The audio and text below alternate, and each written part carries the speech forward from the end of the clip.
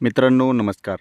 लग्नानंतर होईलच प्रेम या मालिकेच्या पुढील भागामध्ये आपणाला पाहायला मिळणार आहे की जीवा आनंद हौस मिळवण्यासाठी खूप कसून प्रयत्न करत असतो. तो भास्कर जाधवच्या विनवण्या करत असतो. भास्कर जाधवचा त्याला फोन येतो की हॉटेलमध्ये ये. त्यावेळी जीवा त्याच्याकडे धावतच जातो. हॉटेलमध्ये गेल्यानंतर भास्कर जाधव आणि त्याचा सहकारी मित्र बसलेले असतात.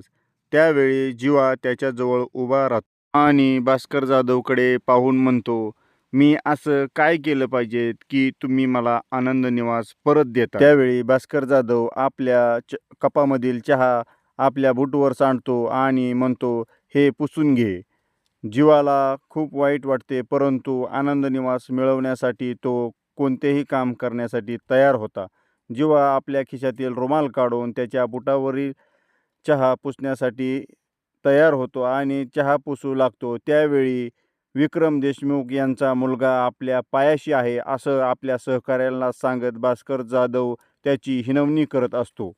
जीवाला प्रचंड राग येतो, पण आता आनंद निवास परत मिळवायचे म्हटल्याच्या नंतर काहीतरी आपल्याला सहन करावे लागणार हे त्याला माहीतच होते. त्यानंतर भास्कर जाधव म्हणतो की आता तुझे आनंद निवास मी तुला परत देऊ शकत नाही.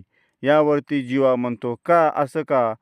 त्यावर भास्कर जाधव म्हणतो, तुला एक डील फायनल करावी लागेल, त्यानंतरच मी तुला आनंद निवास हे माघारी देऊ शकेल. आता जीवा कोणतीही डील करण्यासाठी तयार होता, कारण त्याने नंदिनीला वचन दिले होते की कोणत्याही परिस्थितीमध्ये मी आनंद निवास तुला परत करेल. परंतु भास्कर जाधवची डील काय असेल या प्रश्नाने जीवा व्याकुळ होतो. इकडे भास्कर जाधव जीवाला कोणती डील सांगावी की तो ती पूर्णच करू शकणार नाही या विचारामध्ये मग्न होतो आणि नंतर विचार करून जीवाला म्हणतो की तुझी बायको नंदिनी हिला इन्व्हेस्टरकडे पाठव. भास्करचे ते शब्द ऐकताच जीवाच्या पायाखालची जमीन सरकते.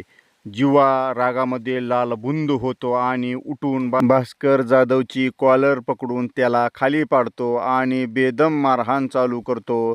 जीवाचा लाथाबुक्क्याचा मार खाऊन भास्कर जाधव किंचाळतो, ओरडतो, परंतु कोणीही मध्यस्थी करायला तयार होत नाही. परंतु हॉटेल स्टाफ त्यावेळेस तिथे येऊन मध्यस्थी करून जीवाच्या हातून भास्कर जाधवला सोडवण्याचा प्रयत्न करते, परंतु जीवा हा पूर्ण पेटलेला असतो. तो काही कोणाचं ऐकत नाही. भास्कर जाधव हा मरणाच्या दारात असतो, परंतु जीवा काय त्याला सोडायला तयार नसतो. भास्कर जाधव हा बेशुद्ध पडतो आणि बेशुद्ध अवस्थेमध्ये सहकारी मित्र आणि हॉटेल स्टाफ हे भास्कर जाधवला हॉस्पिटलमध्ये भरती करण्यासाठी घेऊन जातात. नंदिनीविषयी जर कोणी असे शब्द काढत असेल तर जीवा त्याला जिवंत सोडू शकत नाही असे जीवा म्हणतो. भास्कर जाधव हा खूपच सिरियस झालेला असतो.